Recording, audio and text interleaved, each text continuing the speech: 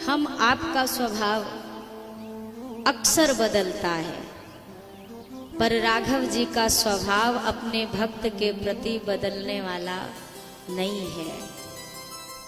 मैं आपको एक कथा सुनाऊं नरसिंह जी की। सब जानते हैं नरसिंह जी के बारे में।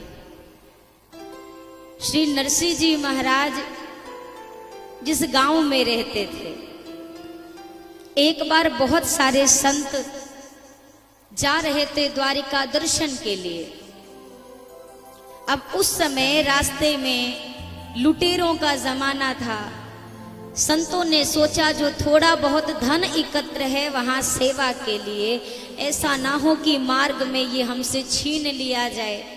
उस समय हुंडी की प्रक्रिया चलती थी। एक जगह पे आप अगर हुंडी लिखवा कर पर्ची रख लो तो उनका सेठ उस शहर में रहता था, वहां से आप वो धन प्राप्त कर सकते थे।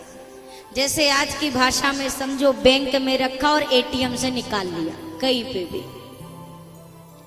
अब श्री नरसिंह जी महाराज चूंकि निर्धन, राम भजन के सिवा, कन्हैया के भजन के सिवा और कोई दूसरा ना सहारा, ना कोई चाहत, ना कोई आसरा, भक्त से भी जलने वाले संसार में कम नहीं होते हैं, बहुत होते हैं। जब संतों ने पूछा भैया इस यहाँ पे इस नगर में जूनागढ़ में कोई हुंडी लिखने का काम करता है क्या? अब जो कुछ लोग थे गांव के, उन्होंने नरसिंह जी का उपहास करने के लिए नरसिंह जी का नाम बता दिया कि आप जाके नरसिंह जी से पर्ची लिखवा लोगे ना तो आपका काम हो जाएगा, जबकि नरसिंह जी तो ऐसा कुछ काम करते ही नहीं थे। अब ये संत नरसिंह जी के पास जाने लगे। उन लोगों ने कहा सुनो, नरसिंह जी देखने में बड़े सीधे साधे संत जैसे लगेंगे, आपसे बार बार कहेंगे भी कि भैया हम ये काम काज नहीं करते, पर उनके चक्कर में मत पड़ना, वो बहुत बड़े धनिक सेठ हैं, आप मानना मत उनकी कोई बात। अब ये संत पहुंचे नरसिंह जी के यहाँ, आवाज लगाई, अरे नरसिंह जी बाहर निकलिए। नरसिंह जी महाराज बाहर निकले।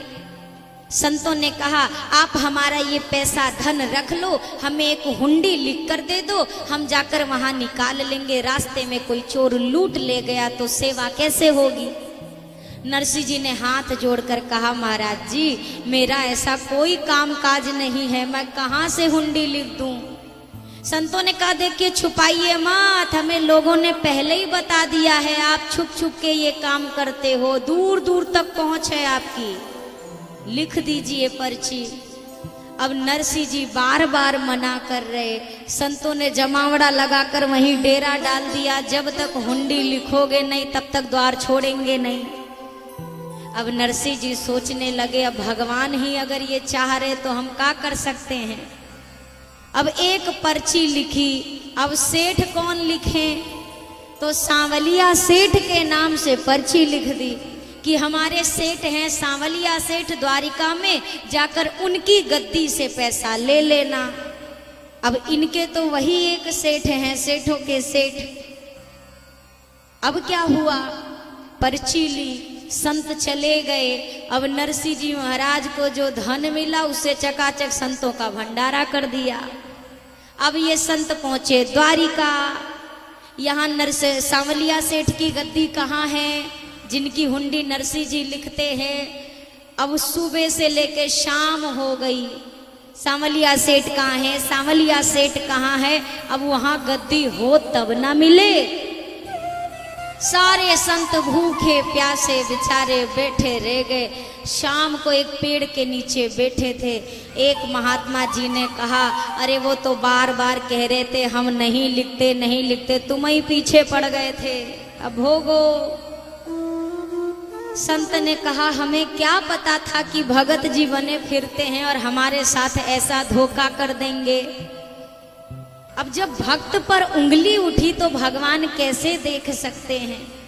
भगवान आए सांवलिया सेठ बनकर, आंखों में चश्मा, बड़ी बड़ी सी मूछें, हाथ में चांदी की छड़ी लिए आए। अरे यार नरसिंह जी के यहाँ से कोई हुंडी लिखा के आया है क्या? अब तो इनके मानो प्राण आ गए प्राण में।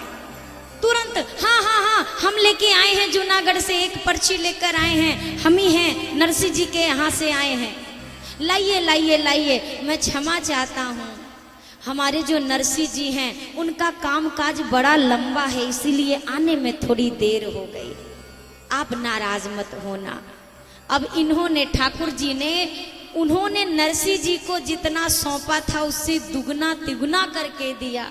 संतों ने कहा हमारी राशि इतनी नहीं थी, हमने कम दिया था।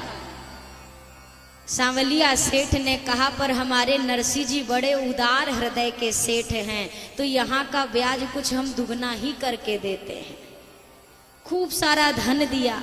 अच्छा, संतों को एक पर्ची लिख के भेजी, बोला ये पर्ची ले जाके लौटते समय नरसिंह जी को दे देना। अब नरसिंह जी महाराज के यहाँ जब ये संत वहाँ दर्शन किए, रुके, कुछ महीनों बाद जब जाने लगे, याद आया कि अरे वो जो सांवलिया सेठ थे उन्होंने नरसिंह जी के नाम का एक खत लिखा है, एक चिट्ठी दी है। जैसे ही नरसिंह जी की कुटिया के सामने पहुंचे, आवाज लगाई नरसिंह जी। नरसिंह जी ने आवाज सुनी और पहले वाले कमरे से पिछले वाले दूसरे कमरे में जाकर छुप गए। समझ गए कि इनको गद्दी वद्दी तो मिली ना होगी। अरे नरसिंह जी आइए, तो हमें तो पता ही नहीं था कि आप ऐसे हैं, आपका इतना दूर तक का काम है। नरसिंह जी को लगा ये सब हम पे ताने मार रहे हैं और अभी बाहर निकलूंगा तो ये संत बहुत मारेंगे। नरसिंह जी महाराज सोच में पड़ गए, ठाकुर जी क्या क्या लीला कराते हो, अब मैं क्या करूं।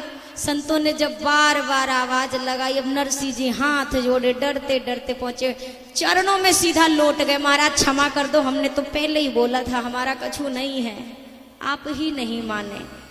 संतों ने उठाया, अरे क्या बात करते हैं आप, इतने भोले भाले दिखते हो, इतना बड़ा काम काज है आपका, हमें तो पता ही नहीं था। और आपके जो मुनीम जी हैं, आहा हा हा क्या स्वभाव है। अब नरसिंह जी सोच में पड़ गए, हम सेठ और हमारे मुनीम, हमारी गद्दी वो भी द्वारिका में। हाँ है ना, आपके मुनीम जी ने ये चिट्ठी दी है, जरा पढ़िए। अब चिट्ठी में लिखा, सिद्ध श्री जूनागढ़ के भक्तराज नरसिंह को कहियो हमारी जाए जय राम जी की है। नरसिंह जी से हमारी जय राम जी की कहना जाके। आगे लिखा, संतन के बहाने मोहे सेवा को अवसर दियो, पाती लिख दीनी यह बात बड़ी नेकी है। उन्होंने मुझे सेवा का अवसर दिया, इन संतों के बहाने बड़ी कृपा की। आगे लिखा था, पर एक शिकायत है, बार बार संतन से संदेशो भिजवात सदा, पर आप नहीं आवत ये बात बड़ी फीकी है। संतों से संदेशा तो भिजवाया, पर नरसिंह जी कभी खुद भी आके अपनी गद्दी देख लिया करो, कामकाज बराबर चल रहा है कि नहीं। जान के मुनीम अपनो, ये कौन कह रहा है, सांवलिया सेठ। जान के मुनीम अपनो फिर याद करना हमें, कामकाज लिखना ये दुकान आप ही की है। पर्ची में लिखा, अपना मुनीम जान के, नरसिंह जी से कह देना अपना मुनीम जान के हमें भी याद करते रहें, और कह देना कि फिर ऐसे ही काम काज लिखते रहें, क्योंकि ये द्वारिका की सारी दुकान उन्हीं की है।